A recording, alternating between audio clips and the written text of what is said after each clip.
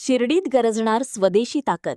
देशातील सर्वात मोठ्या खासगी डिफेन्स क्लस्टरची राजनाथ सिंग आणि मुख्यमंत्र्यांकडून पाहणी केली. नमस्कार, आपण पाहत आहात झुंजार न्यूज. शिर्डीची ओळख आता केवळ धार्मिक स्थळ म्हणूनच नाही, तर देशाच्या संरक्षणाचे मुख्य केंद्र म्हणूनही होणार आहे. देशातील सर्वात मोठ्या खासगी संरक्षण उत्पादन प्रकल्पाची आज केंद्रीय संरक्षण मंत्री राजनाथ सिंग आणि मुख्यमंत्री देवेंद्र फडणवीस यांनी संयुक्त पाहणी केली. संरक्षणाच्या क्षेत्रात आत्मनिर्भर होण्याच्या दिशेने हे महाराष्ट्राचे एक मोठे पाऊल मानले जात आहे. शिर्डीमध्ये उभारण्यात आलेल्या या भव्य डिफेन्स क्लस्टरच्या पाहणीसाठी आज शनिवारी देशाचे संरक्षण मंत्री राजनाथ सिंग, मुख्यमंत्री देवेंद्र फडणवीस आणि chief of defence staff general Anil Chauhan उपस्थित होते. यावेळी राज्याच्या मंत्रिमंडळातील मंत्री आणि नगरचे पालकमंत्री राधाकृष्ण विखे पाटील यांच्यासह वरिष्ठ अधिकारीही उपस्थित होते. या मान्यवरांनी प्रकल्पातील विविध विभागांना भेटी देऊन उत्पादित होणाऱ्या शस्त्रास्त्रांची माहिती घेतली. हा प्रकल्प केवळ एक कारखाना नसून तो देशाच्या लष्करी ताकदीचा कणा ठरणार आहे.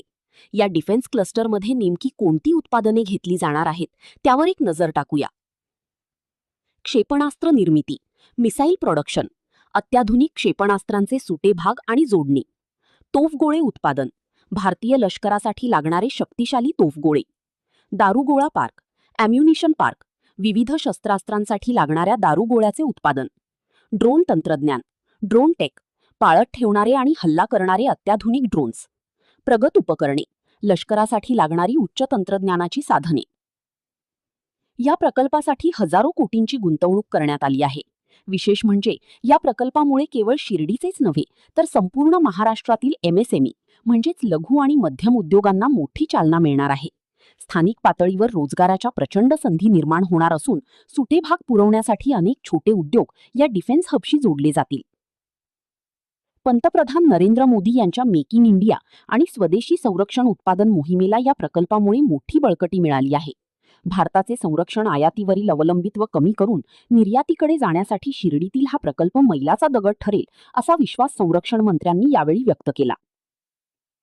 थोडक्यात सांगायचे तर आता शत्रूला चोख प्रत्युत्तर देण्यासाठी लागणारी शस्त्रे थेट शिर्डीच्या भूमीतून तयार होऊन सीमांवर पोहोचतील. ही माहिती तुम्हाला कशी वाटली आम्हाला कमेंट्समध्ये नक्की कळवा आणि अशाच ताज्या अपडेट्ससाठी पाहत रहा झुंजार न्यूज चॅनल. धन्यवाद.